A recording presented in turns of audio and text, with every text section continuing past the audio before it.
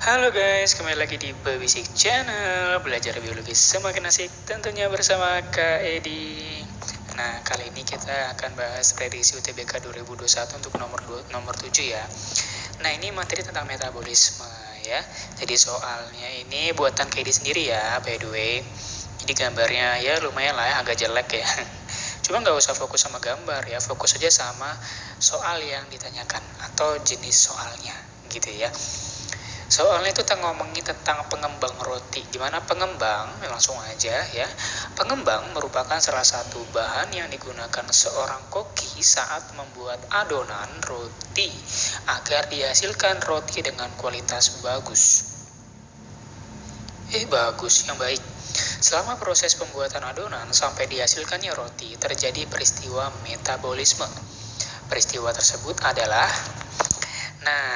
sekarang kalian tanya dulu deh, sebelum kamu lihat ya proses apa yang terjadi di dalam pembuatan roti itu, kamu kalau buat roti pakai apa? Ada yang tahu nggak roti itu sebelum dipanggang, sebelum dimasukkan ke oven itu diapain dulu itu adonannya? Kok roti sih? Diapain dulu adonannya? Kan ada adonan tuh ya kan, ada adonan. Adonannya diapain? Ditambahkan dengan ditambahkan ragi, atau kadang ada yang ngomong fermipan itu agen fermentasi. Nah, agen fermentasinya itu adalah si ragi gitu guys. Nah, ragi itu nanti ada nama lainnya kan, biasanya kita menggunakan si Saccharomyces cerevisiae ya kan, Saccharomyces jamur nih guys, jamur Saccharomyces cerevisiae atau Saccharomyces sp juga nggak apa-apa ya. Jadi konsepnya dia menggunakan ragi, yang artinya sebelum roti itu adonan itu dimasukkan ke dalam loyang atau oven atau dikukus, adonan itu akan diadon sama ragi kemudian ditutup dulu guys.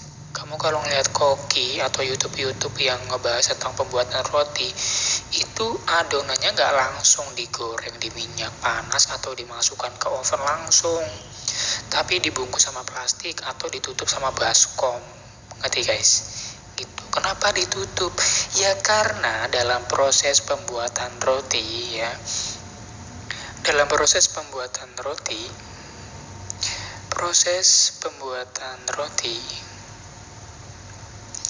ini menerapkan prinsip respirasi guys. Gitu. Kalau dia udah ngomongin fermipan di sini, fermipan zuzuzu itu bukan ya. Fermipan ini tuh fermentasi. Ya udah, kalau udah ngomongin fermentasi berarti dia jenisnya respirasi apa? Respirasi aerob apa respirasi anaerob kalau udah ngomongin fermentasi? Kalau udah ngomongin fermentasi ya berarti nanti jenis respirasinya adalah respirasi anaerob. Udah gitu guys. Cuman jangan buru-buru lagi ya, karena kan ini opsi jawabannya itu bisa jadi respirasi anaerob tapi yang endingnya salah, bisa jadi kan. Yang harus kamu ingat adalah ketika kamu sudah temukan kata kuncinya respirasi anaerob, coba kamu tambahkan lagi beberapa kata yang berhubungan gitu. Selain respirasi anaerob, nanti dia menghasilkan apa saja produk dari respirasi anaerob atau produk dari fermentasi. Produknya ada apa aja? Produknya ada etanol atau alkohol, kemudian ada CO2 ya kan, dan ATP. Ini kan proses atau produk dari fermentasi etanol. Ada etanol, CO2 sama ATP, itu hasilnya nanti.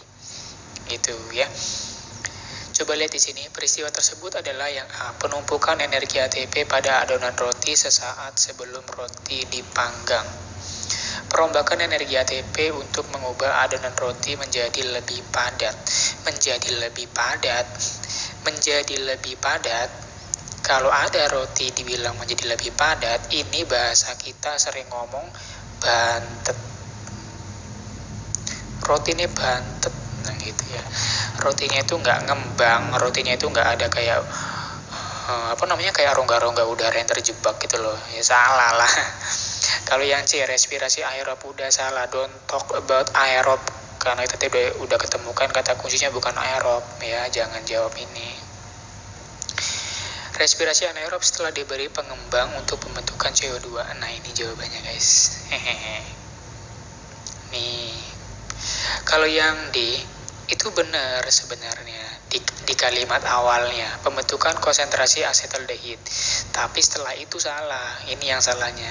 Tanpa diikuti dengan dihasilkannya CO2. Dan kamu udah lihat tadi di bawah.